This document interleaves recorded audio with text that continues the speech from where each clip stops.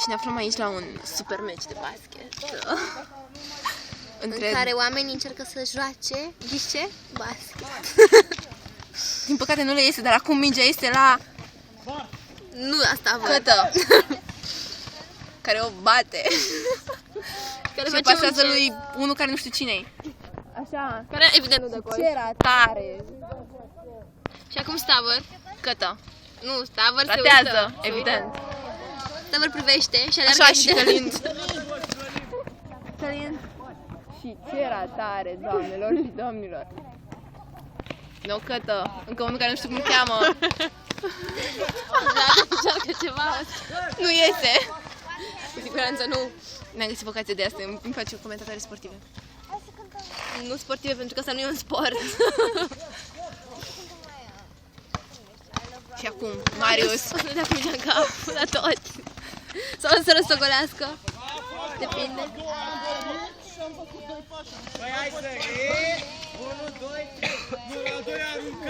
Și Încalcă regulile, doamnelor și domnilor, încalcă regulile. Acum urmează o bătaie. Dacă nu se bat, nu rezolvă nimic. O bătaie între echipe, evident. Și între coechipieri. Doar între echipe. Este genul care bate pe toată lumea, nu contează. Și cine e acolo? Galben. Încă unul care nu-l cunosc. Și Stavra alergă după minge. O pierde, evident. Și iar Dani și... nimic. Ce era tare, ce era tare. Și Călin. Și Vlad nu vede mingea. Și niciun coș. Ce chestie. Dar meciul continuă. Pe două terenuri, pentru că unul nu ajunge. Pentru febra competiției. Și Marius. Așa cum o schemă. Cu capul de minge. Dacă nu se rostogolește, nu rezolvă nimic. Și Cătă. Și ce era tare. Nu mai era tare avem, doamnelor și domnilor. E meciul ratărilor.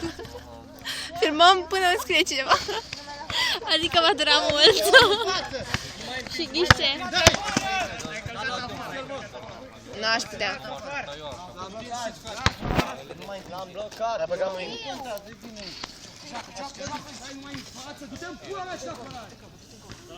Și niște pantofi fosforescenți, stai un pic, fosforescenți. Acum, stai.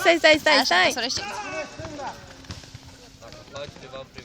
Și nou Cătă. Care ratează din nou.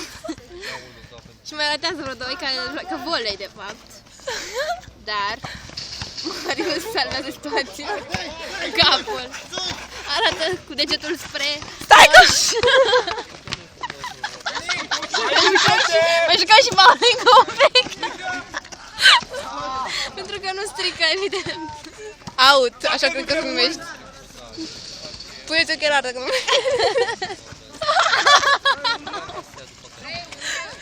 Păi cine joacă?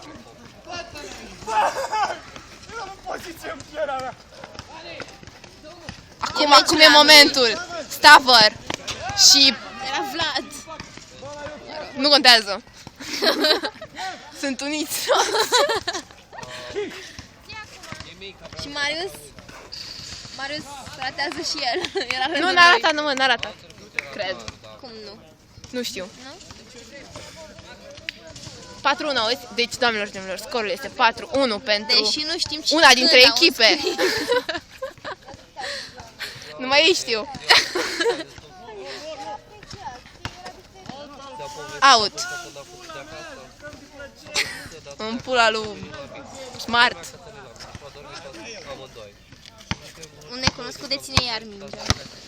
Și sare cu ea. Și sare. Și sare, doamnelor și domnilor. Și dai și luptă, și dai și luptă. Și a sărit. Și Marius face măstoto. Frie. Și Călin. Și încă o ratare. Și Marius ratează din nou. Și necunoscutul ratează și el. Tot mai sus. Ai mei. Cât de sus pot ei să sară? Nu destul, se pare. Nu de sus. cât să atingă coșul. Cu mingea. Și nu acnea, ci coșul. Nu mai faci așa.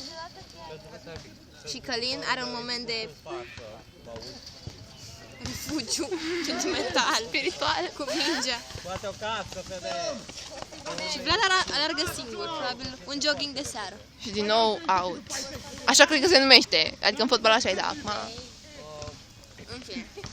Încep când e cu tine. Dă-ți amândoi undeva. Ce fel faci?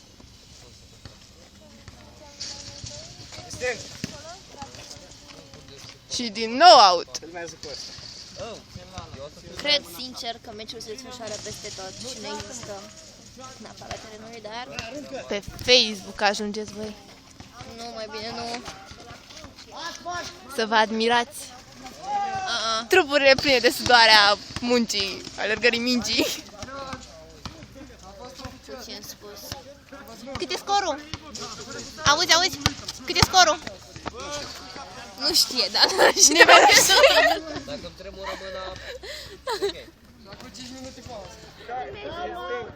Pauză. Pauză totuși. Cât e scorul? Say something to the camera. Apă! N-avem. Andrei e beat. Cât e scorul? Nu e bad. 4-1 pentru mine. Atâția băieți fără tricou.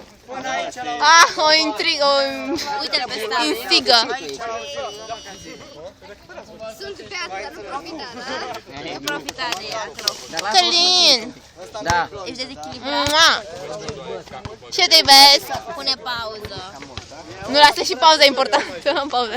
Pauza e mai importantă. Se întâmplă mai multe decât timpul jocului. Un adversar, pentru că e în echipa adversă de Călin. Pe tine cum te cheamă? M-a faultat. Cum te cheamă? Alina, așa că Alin. să putem să comentăm meciul. Da. Sunteți filmat de 7 minute, apropo. Avem vreo 3 necunoscuți. Pe el cum îl cheamă? George, așa. Pe ce nu mai cunoaștem? Tipul cu tricou galben.